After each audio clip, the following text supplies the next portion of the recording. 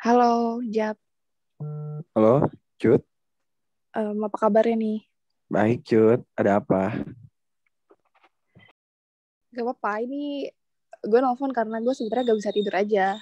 Sementara waktunya udah mau pagi nih ya, udah mau subuh mungkin gitu. Aduh, By the way, lu kenapa belum tidur, Jap? nggak apa-apa. Gue lagi nggak bisa tidur aja. Gak tahu kenapa lagi apa ya jam-jam segini kayak banyak hal yang dipikirin yang selama siang gue lakuin. Terus jam segini jadi kepikiran. Gue seharian ini ngapain aja ya? Lu biasanya hari-hari ngapain sih, Cut? Gue hari-hari karena sekarang masih libur kuliah, jadi gue cuman makan, tidur, main. Kalau nggak makan, tidur, main, gue cuman makan, tidur, jailin adik-adik gue gitu, udah. Iya, kayak normal daily activity banget ya. Tapi ini gak sih, Cut? Lu melakukan sesuatu gitu kayak mencari skill baru. Sekarang kan orang-orang banyak nih yang kayak lagi ngetren banget gak sih setelah pandemi.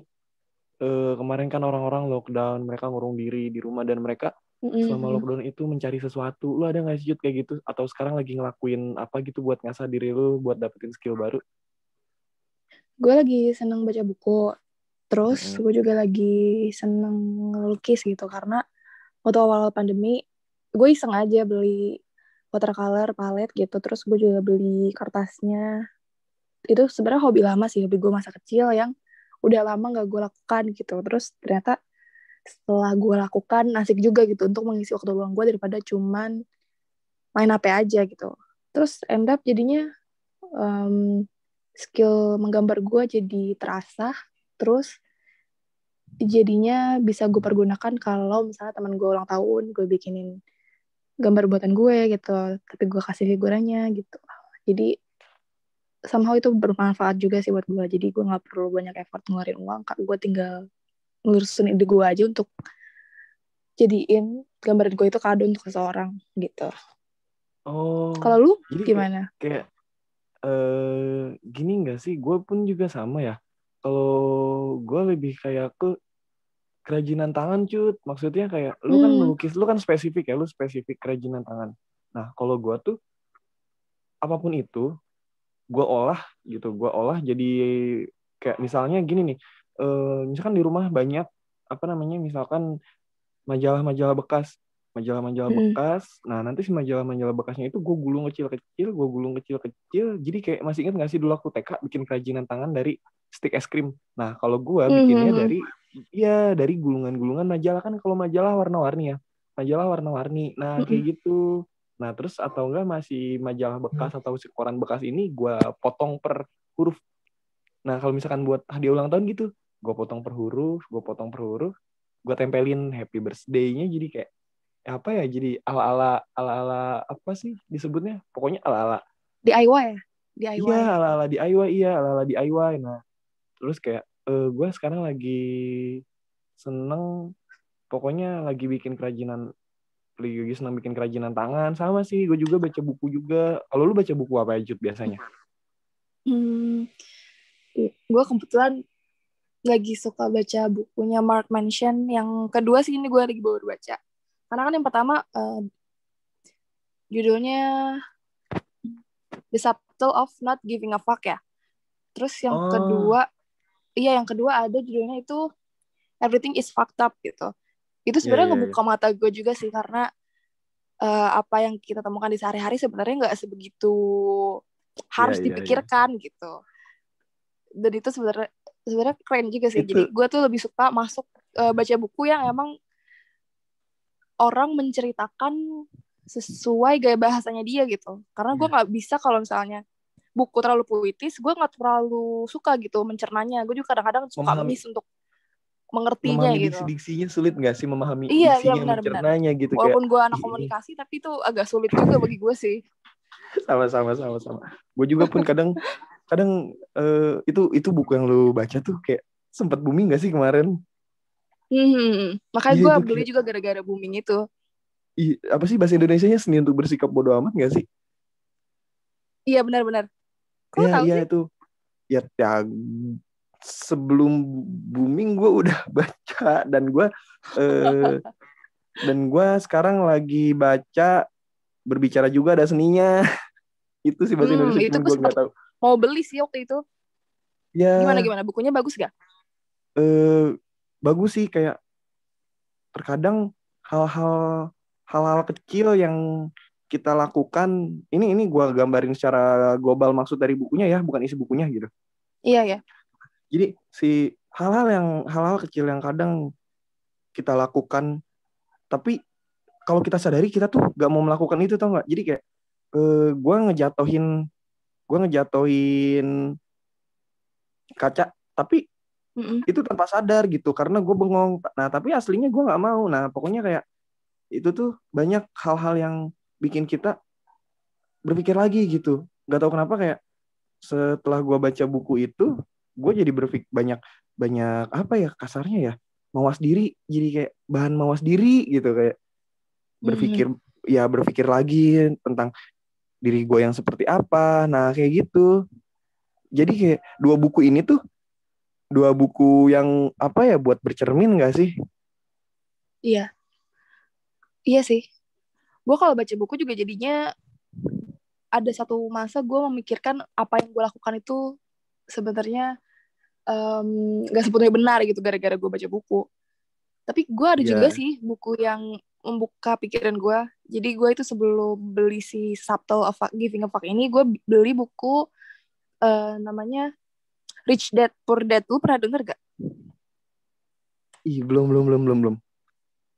Itu buku apaan deh? Coba ceritain. Jadi di buku itu menceritakan seorang anak yang dulunya terlahir di keluarga yang biasa aja, tapi dia punya ayah kedua. Yang dimaksud dia di sini ayah kedua adalah dia deket banget sama ayahnya temennya dia gitu, yang emang status sosialnya itu lebih tinggi daripada dia gitu. Nah terus dari situ dia akhirnya belajar banyak hal tentang uang dari ayah dia yang kandung sama ayah dari temennya ini gitu. Tapi ternyata dia memiliki sudut pandang baru katanya. Jadi si ayah kayanya ini memberikan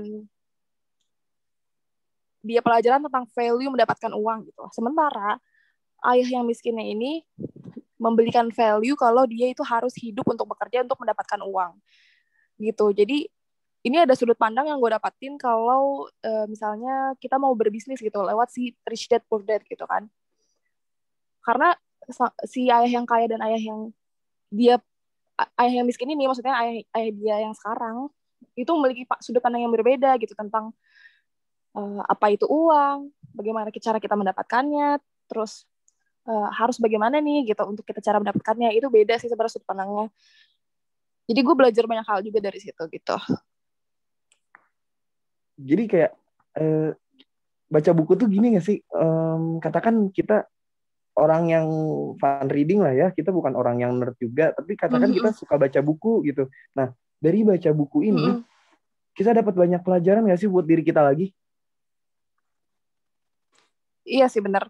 Soalnya gue selalu memposisikan diri gue jadi pemeran utama di dalam bukunya gitu. Kalau gue lagi baca buku.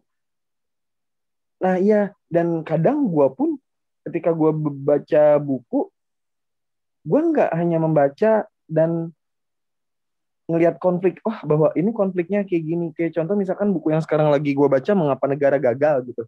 Nah katakan ini sebenarnya bukunya yang emang sedikit rumit sih buat gue, tapi berhubung bahasanya mudah dipahami, jadi gue bisa mencernanya gitu, walaupun satu bab gue ulang untuk memahami gitu. Nah, ya gitu. Jadi di dalam buku ini tuh kegagalan setiap negara itu berbeda-beda dengan indikator yang berbeda-beda, sejarah yang berbeda, atau berdirinya berbeda, atau masa lalunya seperti apa, dari mulai ideologi, kontur masyarakat, budaya. Jadi dari sini gue ngeliat bahwa kesuksesan suatu negara itu tidak bisa dipukul rata oleh indikator yang sama gitu, indikator yang sama. Kesuksesan suatu negara itu memiliki taraf yang beda-beda gitu. Jadi di sini gue kerucutkan lagi Cut. gue kerucutkan lagi, bukan kita nggak berbicara masalah negara, tapi gue berbicara pada oh kalau ini diaplikasikan ke diri gue sendiri untuk melihat orang lain, teman-teman gue, orang-orang di sekitar gue ngelihat taraf gue dan taraf temen gue itu beda. Taraf kesuksesan gue dan taraf kesuksesan lu udah pasti beda dong, Cut. Iya benar. Secara apa yang gue lewatin dan apa yang lu lewatin tentunya beda. Apa yang gue laluin, apa yang lu laluin beda. Dan pelajaran yang kita dapatkan pun beda gitu. Nah, tapi kita nggak, ya kita ketika kita berbicara masalah katakan taraf sukses, kita nggak bisa mukul rata nggak sih taraf sukses kita tuh misalkan punya uang 10.000, iya gitu nggak sih? Nah, iya gitu. Jadi kayak buat gue baca buku bukan hanya masalah gue dapet ilmu gitu. Jadi gue bisa berkaca diri gitu. Gue pernah nemuin quote di Twitter tentang hal ini. Jadi itu gue retweet sih. Kalau bisa gue retweet 1000 kali, cuman gak bisa. Jadi dia bilang kayak gini. Gue lupa siapa yang ngepostnya, tapi dia bilang kayak gini. Taraf kesuksesan kita, sorry. Jadi taraf kesuksesan kita ini gak bisa diukur lewat kacamata orang lain gitu. Tapi ukurlah taraf kesuksesan kita dari kita di masa lalu dengan masa sekarang gitu. Itu kata gue relate sih. Bener. Kayak gini, setiap orang itu pasti melewati proses gitu. Dan semua orang gagal dan tak apa-apa untuk gagal. Jadi ini tuh rumusan gue sendiri. Ini rumusan dari kerandoman gue setiap kali begadang gitu, kayak gue ngelihat hidup gue gitu. Gue ngelihat hidup gue di umur segini dan masih kuliah, terus gue ngelihat teman-teman gue di umur yang sama, mereka udah ada yang punya posisi, mereka ada yang berkeluarga walaupun terhitung dini gitu. Tapi gue di sini gue paham gitu, Cut. Setiap orang itu melewati proses yang berbeda-beda. Setiap orang melewati proses yang berbeda-beda. Tapi semua orang pasti gagal. Yang membedakannya adalah apakah si orang yang mengalami kegagalan ini mundur karena kegagalan atau tidak gitu ya. Atau belajar dari kegagalan. Belajar, Cut. Benar-benar. Belajar lalu bangkit gitu. Semua orang bangkit gitu. Tapi ada juga yang bangkit ngelakuin kesalahan yang sama karena apa? Nggak belajar gitu, nggak belajar dari kesalahan yang sama. Seperti gitu. gue. Kalau lu gimana? Lu emang kesalahan yang sama apa? Lu kesalahan yang sama emang apa? Kesalahan yang sama, gue tuh terlalu pede ya orangnya. Jadi gue kalau misalnya diajak bisnis itu gue iya aja tanpa riset terlebih dahulu gitu. Terus iya aja tanpa gue lihat si partner bisnisnya ini bisa nggak sih diajak bisnis bareng gitu. Walaupun mungkin terdengar receh ya di kita, kalau bisnis gue tuh cuman kayak jualan hal-hal kayak aksesoris, terus jualan stiker, jualan parfum misalnya. Tapi gue belajar banyak hal sih di situ. Gue udah gagal 2 kali. Yang pertama gue bikin wedding organization gagal sama temen gue karena dia yang lebih dominan. Iya, sorry. Organization apaan? Brain fog banget ini, belum tidur. Ya itu, terus lanjut.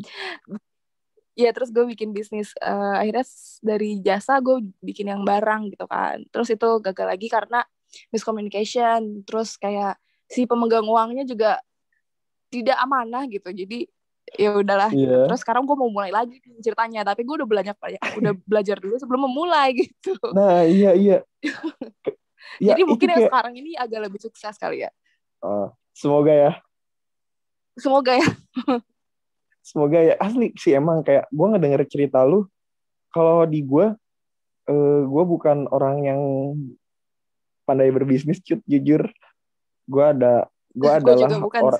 Gue adalah orang yang lebih seneng bikin project of something gitu. Jadi gue punya temen. Nah, sama dia ini gitu, gue diajarin yang namanya ngegarap project. Gue sebut aja namanya Tata gitu. Jadi gue Tata ini, gue masih inget banget dulu gue diajakin bikin video klip buat bandnya dia gitu. Nah, itu gue ngalamin proses yang namanya gila. Gue syuting dari jam berapa ya? Jam 8 pagi apa jam 9 pagi, mau tahu nggak beres syutingnya jam berapa? Jam berapa? Jam 3 subuh. Dan Oh, dan lu gila. dan lu tahu nggak sih syutingnya tuh pas kejadian mati lampu se-Jawa Bali itu. Oh gitu. Terus Iya, lu nah, gelap-gelapan tuh jadinya tuh syuting. iya, jadi kita itu kan katakan video klip butuh cahaya, pokoknya butuh banyak hal. Nah, itu juga gue pertama kali yang namanya DIY harga mati. Pokoknya DIY harga mati itu jadi kita sorot lampunya pakai lampu motor, sorot lampunya pakai lampu motor. Terus kita bikin asap-asapan. Nah, Keren dan juga sih. asap-asapannya itu kita ngebakar sampah gitu. Dan itu tuh kita semua serius, itu DIY bener-bener, kita nggak punya tim. Pokoknya si anggota band itu kru video klip itu gitu. Dan gue si model, si pemeran video klip ngerangkap jadi asistennya kru juga gitu. Jadi kayak wih gila.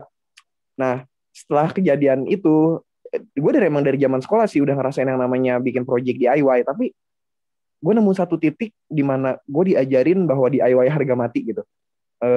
Jadi lakuin hal OOTD apapun, tapi dengan syarat jangan kalah sama keterbatasan gitu. Di situ gue belajar gitu. Nah, makanya gue seneng sama teman-teman gue. Katakan gue sama teman-teman cowok gue ini seneng K-pop. Gue bikin podcast tentang K-pop yang hanya dengan modal HP, rekaman pakai HP dan ngedit pakai software seadanya gitu. Iya gitu. Dan kemarin gue project, berhubung temen gue ini kan dia baru lulus majornya dia gitar klasik. Kita nge-cover kayak model lagu-lagunya Gavot, Mozart, atau siapalah itu musisi-musisi klasik, dia main gitar. Nah, di situ juga gue nerapin yang namanya DIY gitu. Gue nerapin yang namanya DIY. Kita bikin konsep yang wah, tapi dengan keterbatasan kita nggak kehambat. Kayak gitu gue belajarnya. Jadi inti pesannya adalah jangan takut akan keterbatasan, tapi Iya. apa? Jangan takut atas keterbatasan asal ada usaha dan kemauan gitu ya. Nah, iya Karena gitu. semua itu bakal bisa terjadi dan happen gitu ya. Sama Iya. aja ya terjadi dan happen. Nah, gini. Gue kalau kata quotes tuh gini, sesuatu yang besar jika disokong oleh dana yang besar, itu hal yang biasa. Tapi sesuatu yang besar dengan hambatan yang dihasilkan dengan hambatan yang besar itu sesuatu yang wah gitu. Karena prosesnya yang beda ya kan? Iya, di situ gitu.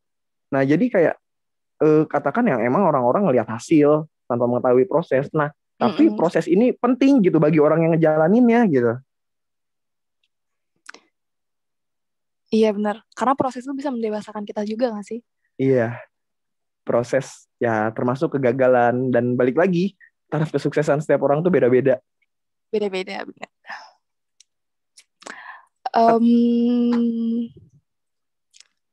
By the way, ngomongin tentang kesuksesan, ada nggak sih kayak harapan lu ke depannya, lu tuh mau jadi seperti apa gitu? Atau lu cuma mau jadi orang yang let it flow aja, gimana dunia ini berjalan gitu? Gimana? Kalau kalau achievement gue ya, kalau achievement pribadi gue lebih kayak ke gue bisa ngelakuin hal-hal kecil tapi bisa menorehkan nama gue gitu. Kasarnya gue punya karya, portofolio gitu. Karena gue salah satu orang yang punya sedikit banyak mimpi buat bisa kerja di industri kreatif gitu. Sedikit banyak ya.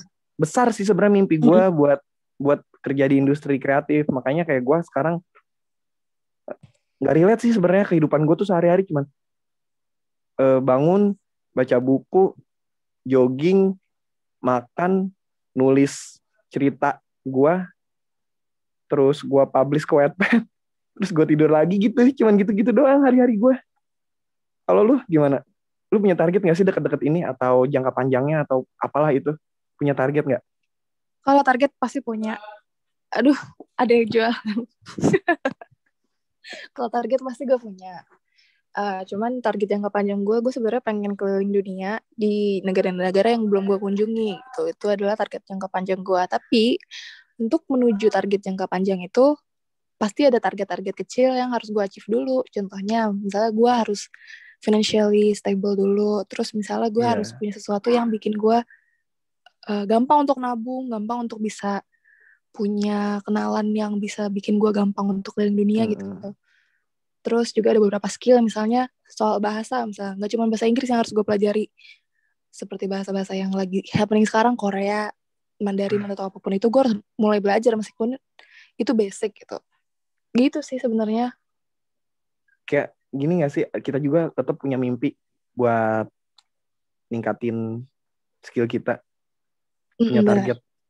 Kalau kayak gue sih, mungkin kalau ke bahasa, gue cukup bersyukur lah ya hanya dengan 2 bahasa, Indonesia Inggris. Tapi gue nggak menutup kemungkinan karena gue mulai kepikiran apakah gue sebenarnya pengen bisa tuh bahasa Jerman atau enggak bahasa Prancis gitu. Karena balik lagi induk gue bahasa Inggris gitu. Ya, enggak induk gue bahasa Indonesia. Maksudnya pertama kali belajar bahasa asing gue belajar bahasa Inggris. Makanya gue pengen bisa bahasa Jerman atau Prancis. Beda hal kalau ada gue punya temen, jadi dia dari kecil emang udah belajar Mandarin. Makanya kenapa dia pengen, kemarin cerita ke gue, dia pengen belajar bahasa lagi itu, dia pengen bahasa Jepang atau enggak bahasa Jepang, bahasa Korea. Nah kayak berarti bener ya, setiap orang tuh pasti selalu memiliki keinginan untuk meningkatkan kemampuan dirinya gitu, pengen ningkatin skill lah. Karena entahlah, gue merasa pertama gue merasa nggak puas dengan apa yang gue ketahui, gue merasa nggak puas dengan segala yang gue bisa, gue sempat merasakan kegagalan karena ketidakbisaan gue, makanya gue pengen ningkatin kemampuan diri kayak gitu. Ngomong-ngomong tentang bahasa Jerman, gue dulu SMA belajar bahasa Jerman loh. Lu belajar masih bisa nggak? Basic doang sih, kayak wie geht's dir, Dankeschön, Guten Morgen, yang gitu-gitu doang. Guten Morgen, tapi Guten Abend. Gue akui bahasa Jerman itu bagi gue ya itu susah sih, karena ada kata-kata yang sama kayak bahasa Inggris lah. Jadi kayak Ayu Dewi itu verbnya apa gitu. Di mereka juga ada kayak gitu. Nah terus kata-katanya juga agak ribet gitu, dan harus diucapkan dengan satu kali napas gitu, karena kalau udah kayak gitu ntar beda artinya gitu loh. Serius? Ngerti gak sih? Jadi misalnya kayak contoh bahasa Inggris, how are you, kita nggak bisa per satu kata kita harus kayak how are you, harus cepet gitu, karena kalau misalnya per kata doang tuh ntar artinya beda gitu. Gue dulu ngulang dong, susah. Gue kalau gue bahasa asing, kalau gue emang jadi gue dulu tuh waktu kenapa gue bisa bahasa Inggris, gue bukan kayak orang-orang yang bisa bahasa Inggris tuh mereka emang kasarnya karena emang terbiasa menggunakan bahasa Inggris, lingkungannya menggunakan bahasa Inggris, lalu mereka bisa bahasa Inggris. Enggak, kalau gue tuh bisa bahasa Inggris karena dulu gue waktu kelas 3 SD sama orang tua gue dilesin bahasa Inggris. Gue les bahasa Inggris tuh dari kelas 3 SD sampai kelas 2 apa 3 SMP gitu, gue lupa. Makanya gue bisa bahasa Inggris juga, dari by the way, gue les orang-orang. Sama, gue juga les dulu dari SD.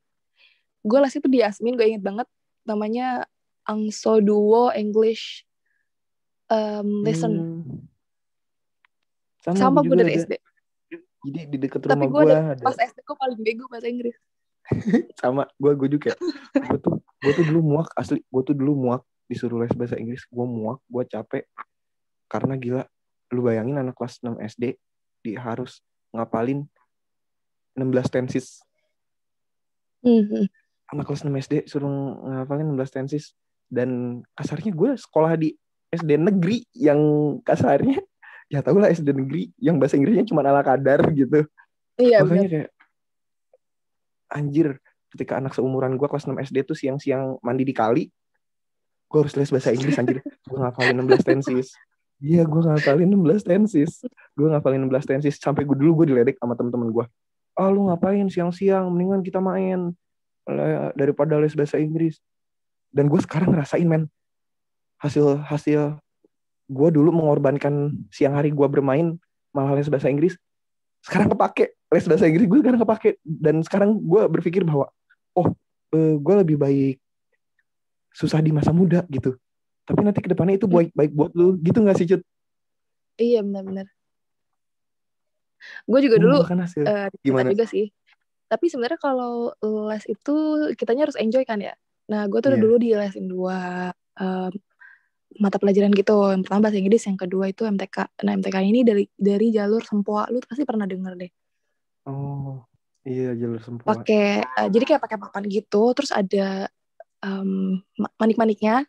Dan kita kalau ngitung tuh pakai papan itu. Katanya lebih memudahkan. Tapi setelah beberapa level, end up gue malah jadi stres gitu kan. Akhirnya berhenti. Terus yang tadinya gue jago MTK gara-gara itu, jadinya gue nggak bisa apa-apa gitu pas udah kelas 6-nya. Ternyata kayak semua itu berguna gitu. Cuman karena gue nggak nyaman, jadi gak gue lanjut gitu. Sebenarnya itu berguna kalau gue lanjut sampai sekarang. Kayaknya gue bakal jago MTK. Cuman gue dulu masih kecil tuh gue selfish gitu ya. Gue jadi kayak gak mau gitu. Pokoknya gak mau. Iya gitu. Bahwa lu tapi waktu kecil pernah mikir gini gak sih? Ketika lu diarahkan sesuatu sama orang tua lu, lalu ada hal besar di dalam diri lu berkata seperti ini, gue tuh gak cocok di dunia ini, dan gue cocoknya di sini, dan gue itu hebatnya di sini gitu. Lu pernah gitu gak sih? Iya pernah. Gue dulu waktu SD tuh paling seneng kalau hari Jumat, karena di SD gue tuh kalau hari Jumat tuh kan olahraga. Terus udah beres olahraga ada mata pelajaran buat menggambar gitu. Nah gue paling senang di situ karena gue senang aja gitu gambar, walaupun gambar gue nggak bagus. Rasanya gini gak sih, dude, I'm best at it gitu, bro, gue tuh nggak jago matematika, tapi kalau masalah ngegambar gue Pablo Picasso gitu gak sih? Ayolah gitu. Iya, ayolah aku ya gasken gitu. Iya gitu, karena dulu gue waktu zaman SD SMP, jadi dulu gue sama orang tua gue suka dibeliin ensiklopedia. Nah ensiklopedianya itu ensiklopedia sejarah gitu. Sejarah. Oh gitu. Waktu kecil suka lihat nggak sih kayak di toko buku di mall, toko buku yang terkenal di mall itu, jadi kayak si ensiklopedianya itu kalau dibuka, nah ada ensiklopedia yang hewan, misalkan ada gambar-gambarnya kayak gitu nggak sih? Nah kalau gue ingatnya majalah Bobo sih coy. Set majalah Bobo mah itu gue iya dulu orang tua gue sering banget beliin gue majalah Bobo itu. Nah jadi setiap ada tukang koran lewat selalu Bobo absen. Gue dulu ya, jadi kayak gue dulu gak suka matematika gitu, asli. Gue kalau belajar matematika tuh mumet banget, parah. Nah, tapi gue itu merasa bahwa gila men, buat gue pelajaran IPS itu, IPS kan sejarah ya, identiknya dengan sejarah dan hafalan gitu. Anjir, buat gue belajar sejarah itu hal yang gila, itu tuh buat gue gampang banget gitu, karena balik lagi berawalnya dari suka gitu nggak sih? Kita tuh ya memulai sesuatu tuh harus diawali dengan suka dulu gitu, gak bisa dipaksakan. Seperti halnya waktu gue SMA. Jadi waktu gue SMA itu kan kalau mau masuk jurusan itu di sekolahan gue ya, itu harus tes dulu. Jadi sekolah yang menentukan lu masuk jurusan mana gitu. Nah sebenarnya jiwa gue tuh jiwa IPS coy. Jadi gue tuh gak suka MTK, tapi entah kenapa gue masuk kelas IPA. Kata BK-nya gue cocok di IPA. What? Terus itu, jadi 3 tahun itu adalah tahun-tahun yang paling menyiksa bagi gue, karena gue gak bisa. Bener-bener kayak gue fisika kimia itu gue selalu minta bantuan teman untuk ngerjain, kadang nyontek gitu. Kalau ulangan gue udah bodo amat, pasrah gitu. Gitu sih. Itu udah pengalaman yang paling gak gue bisa lupa. Gue dulu tuh, gue kan SMK ya, gue jurusan multimedia. Jadi kan multimedia itu campur pelajarannya. Nah jadi kayak ada beberapa mata pelajaran produktif yang gue suka, kayak model fotografi, videografi, animasi, 3D modeling, atau teknik pengambilan gambar gitu. Nah, tapi ada beberapa mata pelajaran yang nggak gue suka gitu.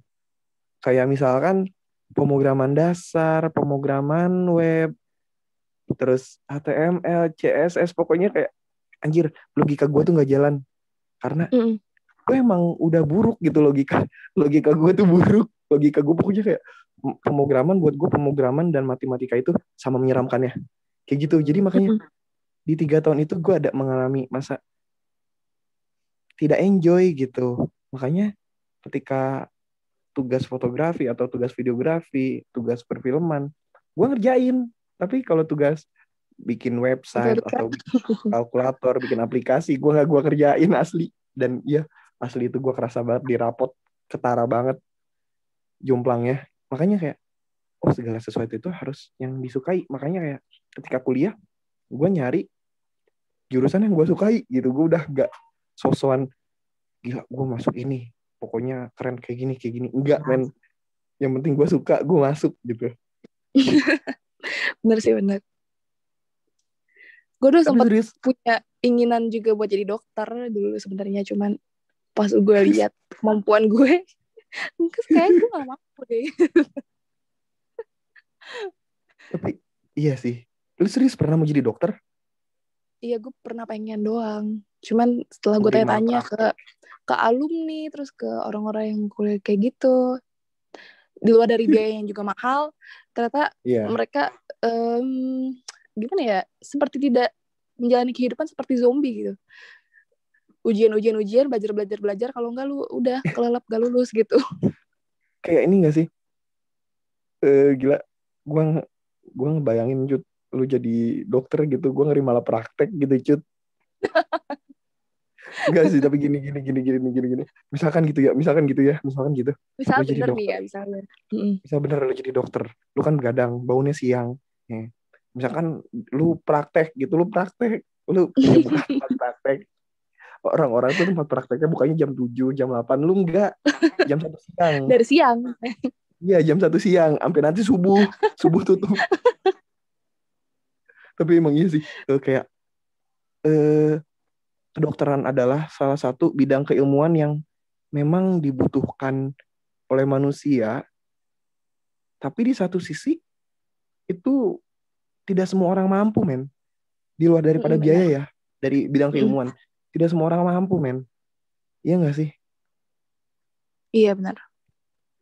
Makanya gue dengar cerita dari teman gue yang kuliah lulusan kedokteran, dia itu sebenarnya lulusnya bareng sama gue. Terus gue juga kan telat kuliah. Dia lulus, masuknya bareng sama gue. Cuman dia masih ada 2 tahun lagi untuk lulus gitu.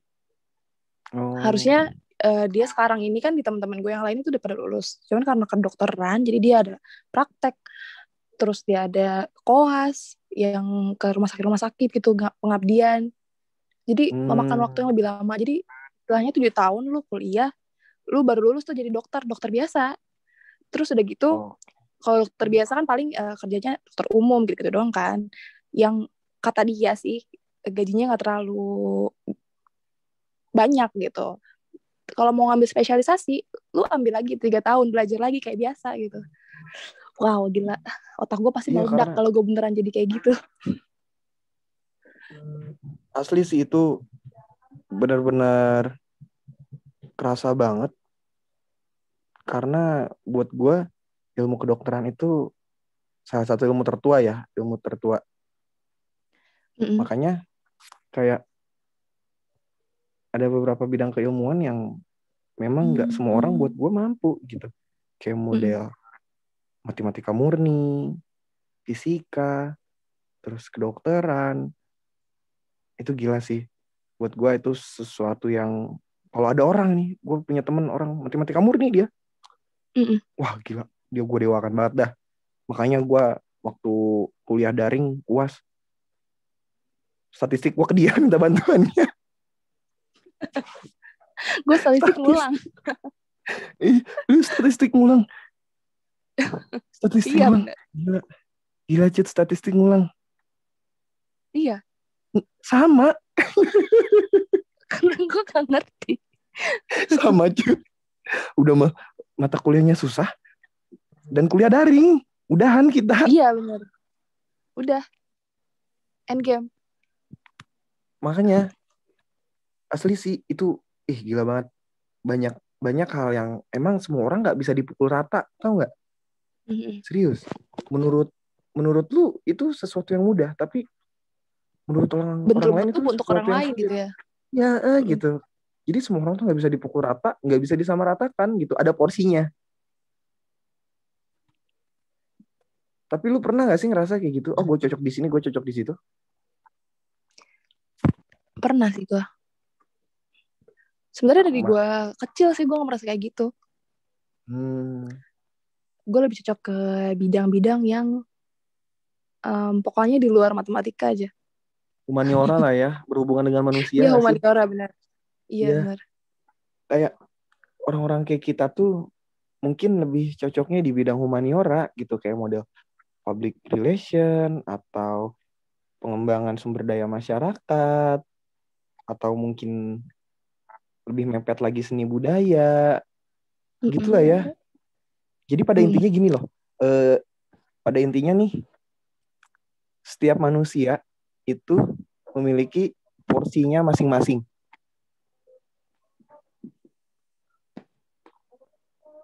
Iya, jadi kita nggak bisa pukul rata semua orang tuh sama gitu, karena semua orang punya pengalaman yang berbeda-beda, terus juga tujuan yang berbeda-beda, background yang berbeda-beda. Jadi bakal rancu lah kalau kita menyamakan semua orang itu dengan standar kita sendiri. Gitu. Benar banget. BTW, kalau ada apa-apa, lu mau telepon lagi aja, Cut. Oh iya, by the way ini kita udah telepon lama banget ya. Iya. Kayaknya gue harus tidur deh. Ini udah mau mepet. Mau mepet sunrise ini, Cut. Iya bener. Udah gak ada waktu lagi nih untuk tidak tidur gitu. By the way makasih ya udah nemenin. Kapan-kapan gue telepon lagi boleh?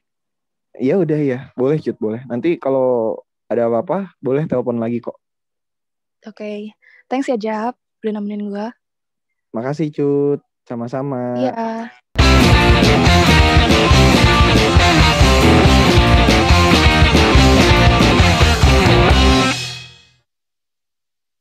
Halo, gue Japra. Halo, gue Cut. Ikuti percakapan kami tentang keseharian hidup selanjutnya. Sampai nanti.